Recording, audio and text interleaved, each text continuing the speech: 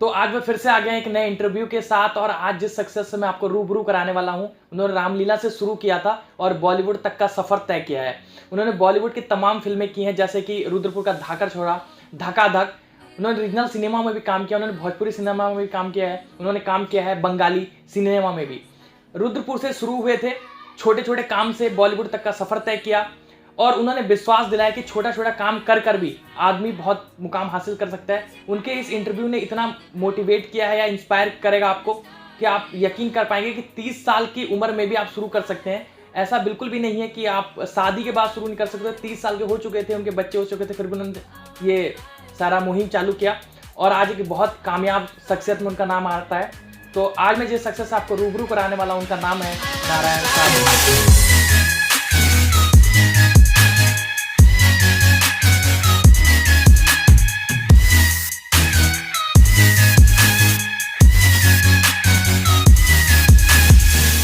नमस्कार नारायण सर। नमस्कार। कैसे हैं आप? बढ़िया है।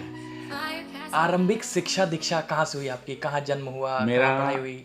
मेरा जन्म स्थान इसी क्षेत्र में है, उदयनगर गांव में है मेरा जी। यहीं जन्म हुआ है और यहीं गांव के स्कूल में ही मेरी प्रारंभिक शिक्षा प्राप्त हुई है। जी जी। और उसके बाद इंटर तक मैंने पढ़ाई की है और उसके बाद खेती बाड़ी अपना देखभाल में पिताजी के साथ अपना काम में लगे रहे। यही मेरा काम रहा।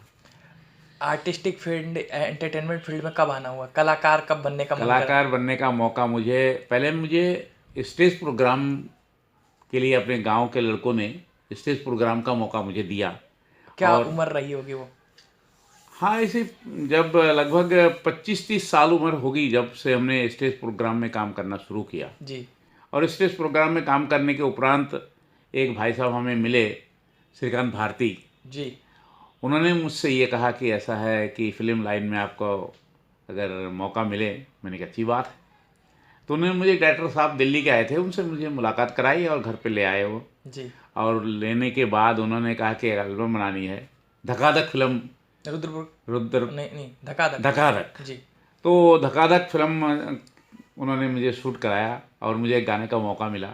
उसके बाद फिर ये बॉम्बे से आए थे संजय मौर्य के साथ, उन्होंने मुझे रुद्रपुर धाकड़ छोड़ा।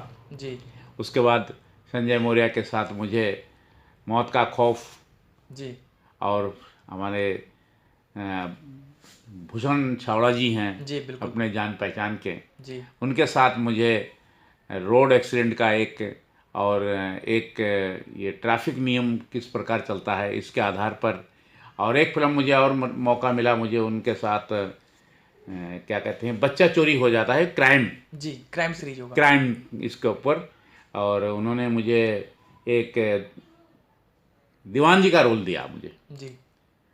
तो दीवान जी का रोल मुझे इतना अच्छा लगा क्योंकि जब मैं रोड पे खड़ा होता था तो पुलिस ये बस वाले और क्या कहते हैं ये ट्रक वाले, इतने लंबी लाइन लगी थी। हमने कहा भैया आप लोग, हम शूटिंग कर रहे हैं, आप लोग ऐसा करो, रुको मत, या आप लोग निकलो। जी।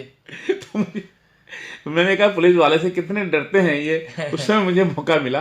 और एक चीज़ मुझे इतना हुआ कि पुलिस वाले इतना मेहनत करते हैं।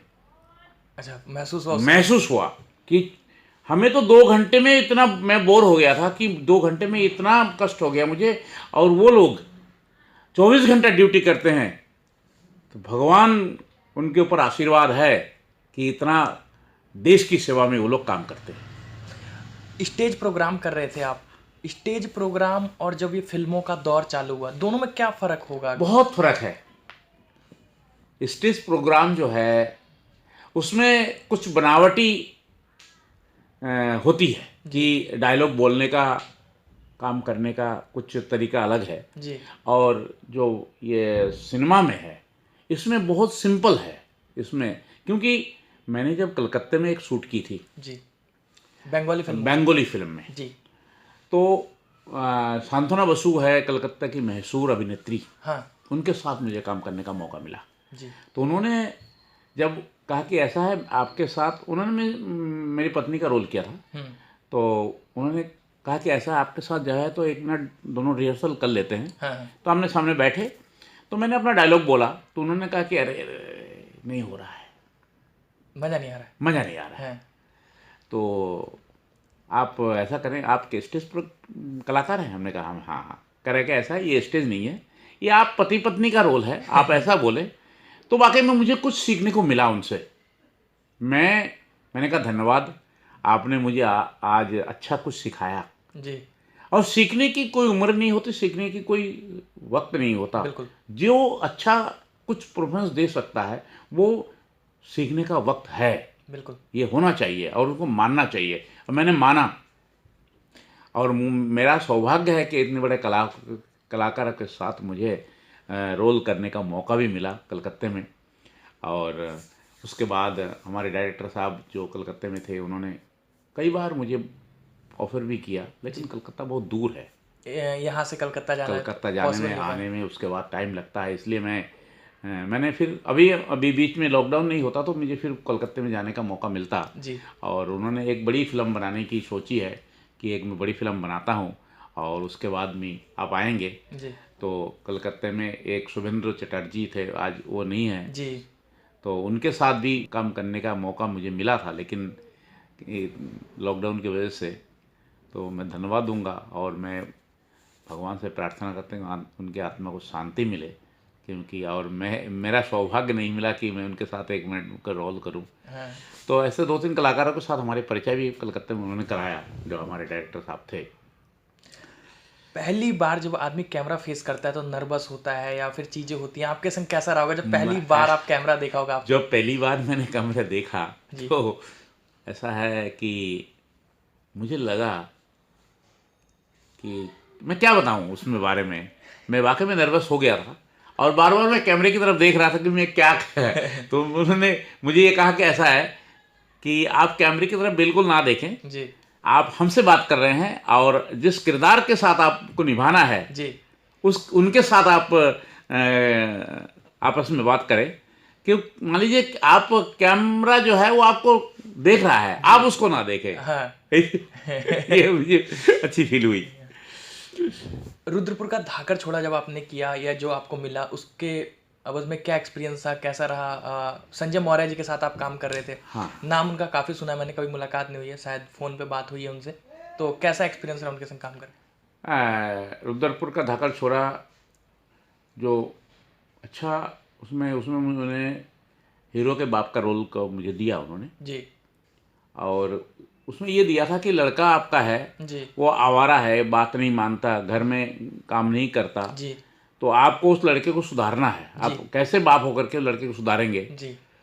तो मेरे से जितना बन सका। जी। लेकिन जो संजय मौर्य था जी। उन्होंने एक बिल्डर का रोल किया था बड़े। जी। और उसमें उन्होंने ये दिया था कि आप जी। बिल्डर का रोल तो कर रहे हैं, जी। लेकिन आपके लड़के जो हैं वो समाज सेवा की काम करते हैं। जी। आप उनको बुरा ना माने जी। और उसको आप रोकिए, वो हमारे काम में बाधा डाल रहा है। तो मैंने उनको रोका, बेटा ऐसा है, घर का गृहस्थी का काम देखो। जी। तो उन्होंने कहा पिताजी, देश में जो लड़कियों को छेड़ना जी। ये बुरी आदत है, ये काम जो करता है वो मेरा शत्रु है, वो देश का शत्रु है। जी। तो मैंने उससे कहा कि बेटा ऐसा है, हम लोग गरीब आदमी हैं। जी। अगर ये पुलिस की काम है, पुलिस भी आ सकती है, तुम इतना उलझन मत करो। जी। लेकिन वो नहीं माना। तो विलेन जो था जी। वो लड़के के ऊपर गुस्सा होकर के एक दिन घर में आया और लड़का नहीं मिला तो उन्होंने मुझे ही मर्डर कर डाला। अच्छा। और इतना भयानक मर्डर किया उसने मुझे कि सोच नहीं सकते आप कि इतना भयानक मर्डर किया था। नहीं, अब बता दीजिए। सोचने का मौका मत दीजिए। ऐसा ना, उन्होंने कहा कि इतना गुस्से में थे वो कि इनको क्या, फिर कुल्हाड़ी से इनको काटूं, इतना गुस्से में थे वो। तो मैंने कहा अच्छी बात है भैया, आप जैसा भी, उसमें क्या है सीन है। लेकिन ये जो है सब माता पिता को और देश के लोगों को सीखना चाहिए जी। कि जो दुष्ट लोग हैं जी। दुष्ट लोगों के काम जो है उसमें हर चीज़ का बाधा होना चाहिए, दुष्ट के काम में।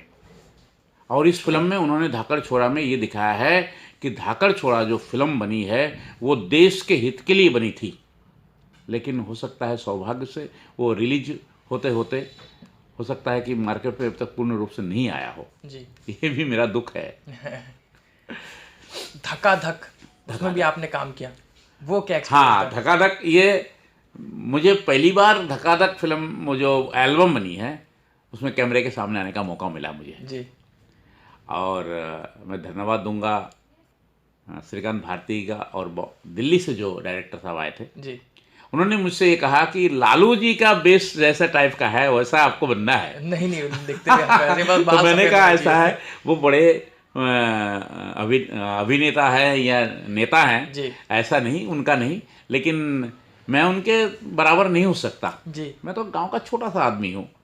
लेकिन यह है कि ठीक है, आप एजेट के रोल में हैं, वो थोड़ा मुझे वाल वाल थोड़ा उन्होंने सफेद वगैरह कर सफ़ेद दिया। सफ़ेद करने पड़े थे, थोड़ा हल्का हल्का। हाँ, हाँ। और वो एक पति पत्नी का जो रोल है कि पत्नी गुस्से हो जाती है जी। और उनको मनाने के लिए, बुढ़ापे में भी अगर पत्नी को कैसे मनाया जाता है, इस प्रकार उन्होंने ऐसा किया धकाधक फिल्म में। उसमें करीब 10-12 गाने थे, मुझे एक गाने का मौका मिला और मेरे साथी कई लोग थे। सर, आपने काफ़ी फिल्में की हैं, रुद्रपुर का धाकड़ छोड़ा, मौत का खौफ और मैनी मोर्स। मैं चाहूँगा कि आप एक एक्टर हैं तो मोनोलॉग, एक डायलॉग बोल दें अपनी ही फिल्म का, तो बहुत ज़बरदस्त। धाकड़ छोड़ा, रुद्रपुर का धाकड़ छोड़ा जो है, उसमें एक डायलॉग, पिताजी का डायलॉग मुझे बोलने का मौका मिला। जी। और उसमें यह था कि लड़का 10 बजे तक सोता था। हाँ। तो मैंने उसे कई बार कहा, बेटा ऐसा है, जी। सुबह उठ जाया करो। सुबह उठना सेहत के लिए अच्छा होता है, घर परिवार के लिए अच्छा होता है। जी। और ये मैं बाप होने के नाते मैं तुमसे ये समझा रहा हूँ, क्योंकि अभी लंबी बहुत ज़िंदगी है तुम्हारी। तो वो सोता रहता है, और एक दिन मुझे इतना गुस्सा आया तो मैंने उसको 2 लात मारी। अबे गधे, उठता क्यों नहीं तू? दिमाग खराब हो गया तेरा है? बाप को नहीं जानता तू? उठ। और ये इतना टाइम सोने की उम्र है क्या तेरी? अभी काम करने की उम्र है। सुबह उठना सेहत के लिए अच्छी बात है, उठ जल्दी उठ। जी। मैंने उनको 2 लात मारी थी। नहीं नहीं, ज़बरदस्त ज़बरदस्त। और कोई और मौत और का खौफ? मौत के खौफ में मैंने अभी एक चीज कही थी। इंस्पेक्टर साहब जो गांव में मर्डर होता था, जी। गुंडों के लोग आकर के मर्डर कर जाते थे, लेकिन गांव में पुलिस को कोई सुराग नहीं मिलता था, कोई अपना गवाही नहीं देता था। तो इंस्पेक्टर ने कहा, मास्टर साहब, आप तो सत्य के रास्ते पर चलने वाले लोग हैं और सत्य बात करते हैं, जी। तो आप क्यों मौन बैठे हैं? जी। तो फिर मैंने कहा कि नहीं, मैं गवाही दूंगा, मैं गवाही दूंगा, भले मुझे मर्डर हो जाए, मैं कुछ भी हो जाए, मेरा परिवार समाप्त हो जाए, लेकिन मैं गवाही दूंगा। और इस क्राइम को बंद करने के लिए मैं थाने जाऊंगा, मैं कोर्ट कचहरी तक जाऊंगा। नहीं, बहुत ज़बरदस्त बहुत ज़बरदस्त। आगे आने वाले कोई प्रोजेक्ट्स आपके जो आने वाले हों, या अभी कुछ ऐसा कोई प्लान नहीं चल रहा है? ऐसा है कि फिलहाल अभी संजय मौर्य से बात हुई थी। जी। उन्होंने मुझसे कहा था कि कुछ दिन बाद एक, अभी बीच में एक टेलीफिल्म टाइप की बनी थी कि उसमें मैं और मेरा बेटा और मेरी बेटी, सगे? नहीं, फिल्म में हम बाप बेटी और बच्चे, हमारे लड़के, वो बाजार जा रहे थे। जी। एक फिल्म बनी थी अभी बीच में, वो मेरे ख्याल अभी निकली नहीं होगी, अभी कुछ शूट बाकी है उसमें। हाँ। तो अब गुंडे लोग आए हैं और उसमें मुझे धक्का मार करके, गिरा करके मेरी बेटी को उठा के ले जाते हैं। ठीक है। तो ये अभी पूरी नहीं हुई, लेकिन उसमें मुझे यह था कि गांव में, आज उत्तराखंड में भी ये हुआ था कि पहले एक शांत और एक सुंदर वातावरण का था इलाका, जी। लेकिन अब थोड़ा सा, क्योंकि आबादी बढ़ने के साथ साथ क्राइम भी बढ़ता है। जी। जी। और बाहर से लोग आकर के, जो लोग, क्योंकि यहाँ पहचान पहले ये होती थी कि हर आदमी पहचान लेता था कौन क्या कहाँ से आता है। जी। जी। अब वो पहचान नहीं है। तो कोई आ रहा है तो अब हर के माथे पे तो लिखा नहीं है कि अच्छा आदमी है, बुरा आदमी है। जी। जी। इसलिए थोड़ा सा लोगों को डर है कि क्राइम बढ़ रहा है धीरे धीरे यहाँ। जी। और हमारी पुलिस भी बहुत सक्रिय है। जी। क्राइम भले हो जाता हो, लेकिन उस क्राइम के तह तक हमारी पुलिस पहुंच रही है, यही एक बहुत अच्छी बात है हमारे लिए। जी। और आने वाला प्रोजेक्ट, मुझे अगर बीच में ऑफ़र मिला था कि कलकत्ता आइए, जी। मैं कलकत्ता जाऊंगा, अगर वो बुला ले मुझे तो जाऊंगा मैं। और मुझे सबसे आनंद लगा कि भगवान राम के दरबार में जी। मुझे जब रावण का रोल का मौका मिला, हाँ। तो मुझे बहुत अच्छा लगा। और क्योंकि रामलीला एक ऐसी चीज़ है जी। कि ज़िंदगी इंसान को संवार देती है, वो है रामलीला। बिल्कुल। उसमें 10 दिन में रावण के पूर्ण चरित्र को और भगवान राम के चरित्र को जी। पूर्ण रूप से जानने का मौका मिलता है। बिल्कुल। और इंसान 2 चरित्र के ही लोग होते हैं इस दुनिया में, अच्छा एक रावण जैसा चरित्र और एक राम जैसा चरित्र। जी।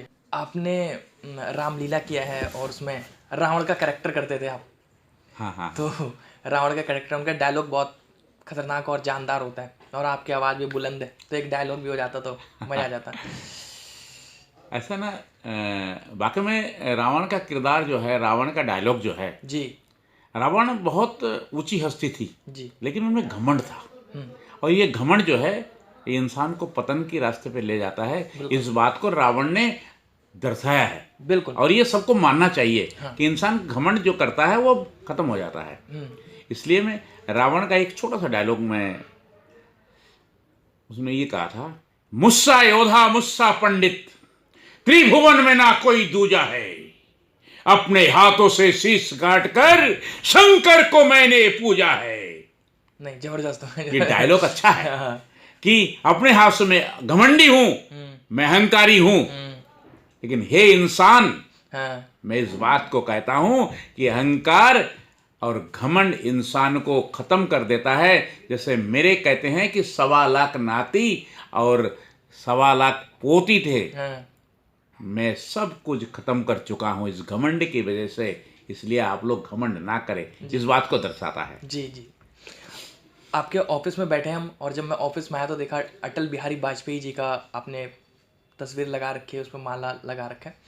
सबको एडमायर करते हैं, पूरा इंडिया इनको मानता है। कहीं ना कहीं मैं भी उनको कहीं ना कहीं किसी हद तक एडमायर करता था और करता हूँ।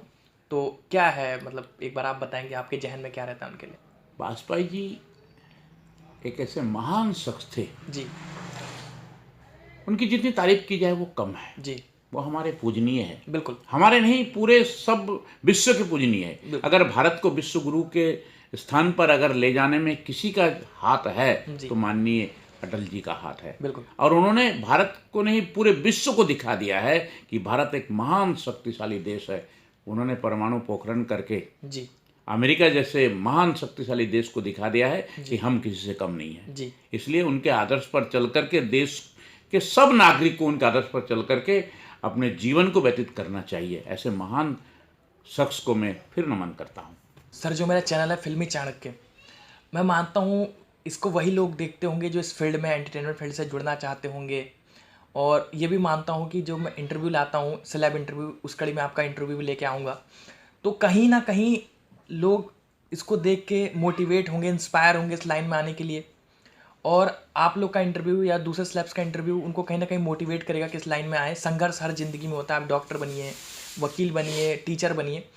आप डॉक्टर बन भी जाते हैं तो आपको पहले पढ़ाई करना है 5 साल, फिर आप क्लिनिक खोलेंगे, फिर आप ये डिसाइड नहीं कर सकते कि कितने लोग आपके क्लिनिक पे आएंगे या नहीं आएंगे। वो समय डिसाइड करेगा, या आपका व्यवहार करेगा, या आपका ट्रीटमेंट करेगा।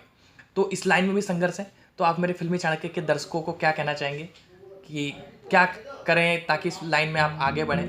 तो एक बार बताइए। मैं पहले तो मैं नमन करता हूँ फिल्मी चाणक्य को, क्योंकि आपने मुझे इस लायक समझा और मुझे यहाँ इंटरव्यू का मौका दिया। इसलिए मैं आपके टीम को और आपको, विशेषकर दीपक जी को मैं बधाई देता हूँ कि आपने हमारे जैसे लोगों को इस लाइन में और आने का मौका दे। और मैं एक चीज़ कहूँगा दर्शक को कि जीवन एक संघर्षशील है। जीवन में संघर्ष ही जीवन को आखिरी मुकाम तक पहुँचाता है। और इंसान को कर्म की जरूरत होती है। इंसान सच्चे कर्म करें और भगवान का सहारा लेकर अपने आप को उनके चरण में समर्पित करें कि भगवान ही इंसान को सच्चे रास्ते पर ले जाने की अपनी नसीहत देती है, अपना आशीर्वाद देती है। इसलिए मैं इस चैनल को भी ईश्वर से प्रार्थना करता हूँ कि खूब फले फूलें। और दीपक जी, आपका भी भगवान से ही मैं प्रार्थना करूँगा कि आप भी एक ऐसी मुकाम पे पहुँचें कि भारत के नहीं पूरे विश्व में आपकी पहचान हो। यही मेरा कहना है। बहुत बहुत धन्यवाद सर। तो दर्शकों, आज हमारे साथ थे नारायण साहा जी, जो बहुत अच्छे और उम्दा कलाकार हैं, जिन्होंने रामलीला से शुरू किया था और बॉलीवुड तक का सफर तय किया है। तमाम फिल्में की, धाकड़ छोड़ा, मौत का खौफ और धका धक, हिंदी सिनेमा में भी काम किया, भोजपुरी में भी काम किया, बंगाली सिनेमा तक में भी काम किया है। तो इनका इंटरव्यू आप लोग को बहुत मोटिवेट किया होगा, इंस्पायर किया होगा, आई होप। और ऐसे ही मैं नए नए इंटरव्यूज आपके संग लाता रहूंगा। तब तक के लिए सी यू सून। जस्ट